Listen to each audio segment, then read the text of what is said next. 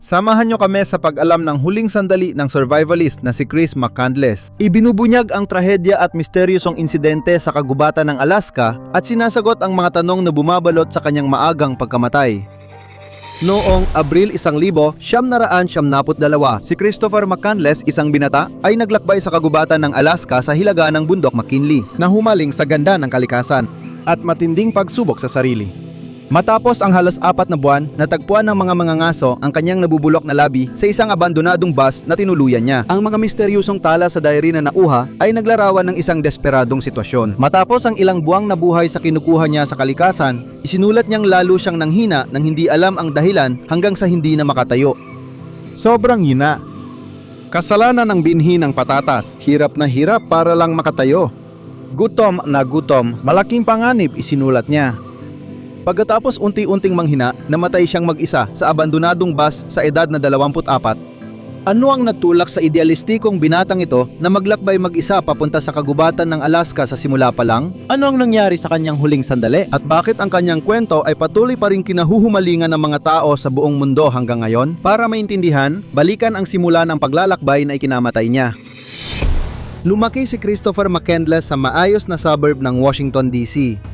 Kalaunan, habang nag-aaral ng kasaysayan at antropolohiya sa universidad, lalo siyang nadismaya sa materialismo at pagkapareho ng makabagong lipunan. Pagkatapos magtapos noong 1970, ang mapaglakbay na 24 na taong gulang ay ibinigay ang kanyang $24,000 na ipon sa kawanggawa at iniwan ang kanyang kotse upang magsimula ng isang paglalakbay sa kanluran ng Estados Unidos gamit ang pangalang Alexander Supertramp. Napagpasyahan kung mamuhay ng ganito pa sa loob ng ilang panahon.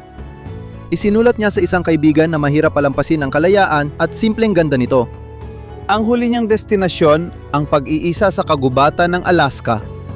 Doon, hinanap niya ang ganap na pagtaka sa sibilisasyon para maranasan ang tunay na buhay sa kalikasan. Naunawaan ni McCandless ang mga panganib ng paglalakbay, ngunit kusang loob niyang tiniis ang mga ito bilang kinakailangang paghihirap upang makamit ang pagtubos. Para sa kanya, ang pamumuhay mag-isa sa kalikasan ay isang ritual ng pagpasok sa bagong yugto ng buhay, pagkakataong alisin sa sarili ang mabababaw na kumbensyon at muling isilang. Tulad ng inilarawan ni Krakauer, lumikha siya ng bagong buhay para sa sarili niya upang malubog sa mga hilaw at hindi pinong karanasan na iniaalok ng kalikasan. 2 taon naglakbay si McCandless at niyakap ang radikal na kalayaan. Nag-hitchhike at palihim na sumakay sa mga tren ng kargamento, umalis sa karaniwang lipunan at namuhay ayon sa sarili niyang patakaran sa gilid ng lipunan. Noong 1972, naglakad siya papasok sa puso ng Denali National Park. Sa gitna ng kagubatan ng park, may iniwang sasakyan na tinawag na Magic Bus. Ang bus na gawa ng International Harvester noong 1940 at 40 dekada ay ginamit sa isang development project para magsakay ng mga manggagawang nagtatayo ng kalsada sa liblib na kagubatan ng Alaska. Nang tumigil ang proyekto noong dekada 60, iniwan ang mga sasakyan, naging kalat na kinakalawang sa halos abandonadong kalsada. Pagkaraan ng mahigit 30 taon, mag-isa lang nakatambay ang Magic Bus. 142 sa damuhan. Basag ang mga bintana dahil sa bato at bala. Ang partikular na bus na ito ay matatagpuan mga 20 milya pababa sa hindi na ginagamit na daang lupa na bubulok sa tabi ng Stampede Trail malapit sa Ilog Teclanica. Kahit sira-sira, naging mahalagang silungan ang bus sa malupit na paligid. Naging kanlungan ito ng mga mangangaso, manghuhuli at namumulot ng kabute na napadaan dito sa paglipas ng taon. Noong Abril ng 1972, naging tahanan ito ng 24 na taong gulang na si Chris McCandless sa kagubatan ng Alaska. Sa paghahanap ng kaliwanagan, namuhay siya mag-isa ng ilang buwan sa ilang gamit ang bus bilang pansamantalang tirahan. Tinawag niya itong Magic Bus sa kanyang journal. Matapos ang ilang taong paglalakbay sa kanlurang Amerika, ang nagpapakilalang si Alexander Supertramp ay nagplano ng tag-init sa gubat, namumuhay mag-isa at kumakain ng mga hayop tulad ng ardilya at porcupine. Sinuri niya ang mga nakakain na halaman at berries, balak niyang tipunin ang mga biyaya ng taiga upang matustusan ang sarili niya. Isang masugid na mahilig sa kalikasan, pakiramdam ni McCandless ay handa siya para sa matitinding kondisyon at pagiging liblib. Hindi na siya tutugon sa pangalang Chris McCandless ayon kay Jon Krakauer sa Into the Wild. Ngayon, si Alexander Supertramp na siya, may hawak ng sariling kapalaran. Lumagpas sa inaasahan ang unang 2 buwan dahil nagdala ang tagsibol sa Alaska Range ng maraming likas na mapagkukunan. Nangolekta si McCandless ng karan, kabute at rose hips. Nagbigay sa kanya ng karne ang maliliit na ibon at ardilya. Nakapatay pa siya ng moose. Nag-imbak ng daan-daang libra ng karne na masisira kung walang mapagpapalamigan. Parang paraiso ang buhay sa Magic Bus. Isinulat niya sa kanyang journal ang mga kalanasan, alaala, tagumpay at saya ng pamumuhay kung saan natatagpuan ang tunay na kahulugan. Noong Hulyo, nagbago ang mga pangyayari laban kay McCandless. Una, natuklasan niyang ang daanang pabalik sa sibilisasyon ay hinarangan ng Ilog Teclanica dahil sa rumaragasang tubig at natunaw na nyebe na delikado tawirin. Walang mapa ang naghanda sa kanya para sa ganitong matinding kabiguan. Sa parehong panahon, paubos na ang kanyang mga pagkain habang lalong nagiging mailap ang mga hayop na maaaring hulihin. Mahirap manghuli, napansin niya. Napanis ang Kaine, nahapdi siya sa pagkuha ng nettle at nagutom pa. Habang mas nagiging desperado, si McCandless ay nagsimulang mangalap ng ligaw na buto ng patatas noong Hulyo 14. Ngayon, alam na nating may neurotoxin ang mga butong ito na unti-unti siyang naparalisa. Sobrang hinana niya.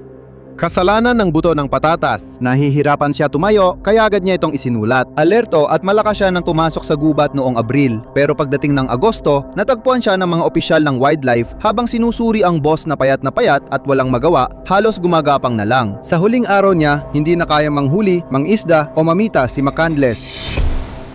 Ngunit ang kaligtasan ay ilang milya na lang ang layo, pero nahadlangan siya ng rumaragasang Ilog Teclanica na humarang sa kanyang pagtakas. Madalas mababaw ang ilog na nagpaipit kay McCandless at madaling tawirin doon dahil sa naantalang pagkatunaw ng nyebe noong 1972. Nanggang hulugan ng Teclanica ay umapaw at naging mas mabilis kaysa karaniwan. Nung desperadong kailangang tumawid ni McCandless noong Hulyo. Nanatili itong delikado hanggang Agosto, ikinulong siya mag-isa sa ilang habang unti-unting nanghihina sa gutom at lason. May cable tram sa may ibaba pa ng Agos na gamit ng Park Service para subaybayan ang mga kondisyon. Kung alam lang ni McCandless, kaya niyang hinila ang sarili niya patawid sa ilog gamit ang tram at maglakad sa kalsada patungo sa kaligtasan bago pa mahuli ang lahat. Dahil walang guidebook, hindi niya nalaman ang cable na 5 milya lang ang layo, isang lifeline na sanay nakatulong para makaligtas siya sa mapanganib niyang paglalakbay sa Alaska. Ang hindi niya alam ang mahalagang detaling yon ang naging dahilan ng kanyang pagkamatay. Pinasikat ng librong sinulat ni John Krakauer noong 1976 ang trahedya ni McCandless. Into the Wild. Nakalaunan ay ginawang pelikula noong 2007. Ngunit ang eksaktong dahilan ng kanyang nakakagulat na pagbagsak ay nanatiling isang misteryo, mainit na pinagtatalunan ng mahigit 2 dekada. May bagong ebidensya na tiyak na nagsasabing namatay siya dahil sa pagkalason sa mga nakalalasong buto, kaya hindi na siya nakapangaso o nakapangalap ng pagkain sa mga huling linggo niya. Nang suriin ang mga butot balat na labi ni McCandless, siya ay tumitimbang nga lamang ng 67 libra na bawasan ng higit 70 libra mula sa kanyang huling kilalang litrato. Dahil hindi nagamit sa bus ang mga gamit sa pamumulot ng pagkain, malinaw na gutom ang dahilan.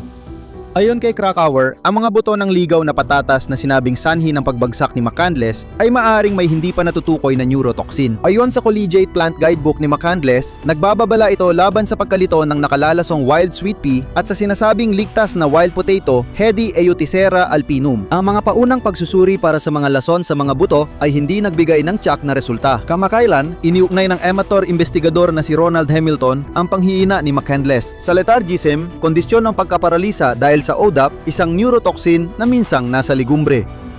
Ipinanukala niyang unti-unting naparalisa si McCandless matapos kumain ng ligaw na buto at itinuring itong tiyak na patunay na nalutas ang misteryo. Tama ang teorya ni Hamilton dahil pinatunayan ng bagong pagsusuri na mataas ang ODAP sa buto ng ligaw na patatas. Pinipipila ng neurotoxin na ito ang metabolismo ng glycoprotein na unti-unting nagpaparalisa sa mga nabibiktima. Ang mga nakakaranas ng gutom, stress at matinding pagpapagod ng katawan ay mas nagiging sensitibo. Habang inilalarawan ni Hamilton ang tahimik na apoy sa loob ng mga katawan dahil sa ODAP, mas marami silang nakakain. Mas malala ang nagiging epekto, ngunit sa anumang kaso, kapag nagsimula na ang mga epekto, wala nang paraan para maibalik pa sa dati ang mga ito. Si McCandless ay tugma sa pamantayan ng mga madaling tamaan ng pagkalason sa ODAP. Gaya ng ipinaliwanag ni Hamilton, siya ay payat na lalaki sa early 20s na kulang sa pagkain, nanggangaso, nagha-hiking, umaakyat at namumuhay sa hangganan ng kanyang pisikal na kakayahan na nagsimulang kumain ng maraming butong may nakalalasong amino acid. Pinatotohanan ng bagong ebidensya ang hinala ni Krakauer na hindi kilalang lason ang nagpahina kay McCandless. Nagpakumbaba si Krakauer sa deduksyon ni Hamilton matapos niyang itanggi ang teorya ng lason ng matagal. Ngayon, tinatanggap na niya na namatay si McCandless dahil sa mga nakalalasong buto. Malabong magbago ang tingin ng mga taga-Alaska kay McCandless, pero maaaring mapigilan nito ang ibang nangangalap ng pagkain sa ilang na malason ng di sinasadya. Nang matagpuan ang buto at balat na katawan ni McCandless, nagsimula ang debate kung marangal o padalos-dalos ang kanyang paghahanap. Isa ba siyang magiting na idealistang tumatakas mula sa walang kaluluwang pagsunod sa lipunan? Baguhan lang siya na hindi handa at nabiktima ng kagubatan? Nananatiling hati ang mga pananaw. May mga tumutulig sa kay McCandless bilang arogante at pabaya habang libo ang humahanga sa pagtakwil niya sa sibilisasyon at paghahanap ng kaliwanagan. Itinuturing siyang huwaran ng ganap na kalayaan, isang taong ang mga karanasan niyang lampas sa karaniwan, sa ilang ay nagbibigay katwiran maging sa isang trahedyang sanay na iwasan. Sa kanyang mga huling araw, marahil natagpuan ni McCandless ang kahulugan na kanyang hinahanap, pakiramdam niya ay handa na siyang harapin ang kamatayan. Ang kanyang liham ng pamamaalam ay mapayapa. Nagkaroon ako ng masayang buhay at nagpapasalamat ako sa Panginoon. Paalam, pagpalainawa ng Diyos ang lahat. Ano man ang pananaw, hindi may kakaila ang malalim na bakas na iniwan ng maikling buhay ni McCandless sa mundo. Kung alam lang niya ang tungkol sa neurotoxin, malamang nakalabas siya ng kagubatan noong huling bahagi ng Agosto, ligtas at nagbago. Sana ay 51 na ang edad niya ngayon. Dayanpaman, ang kwento ni Alexander Supertramp ay patuloy na tumatago sa puso at humihimok sa atin na mamuhay ayon sa sarili nating mapanghahas na paraan. Kung sa tingin mo ay kapaki-pakinabang o nakapagpapaisip ang video na ito, paki-thumbs up at subscribe sa channel para updated ka sa mas marami pang matitinding kwentong mula sa bingit.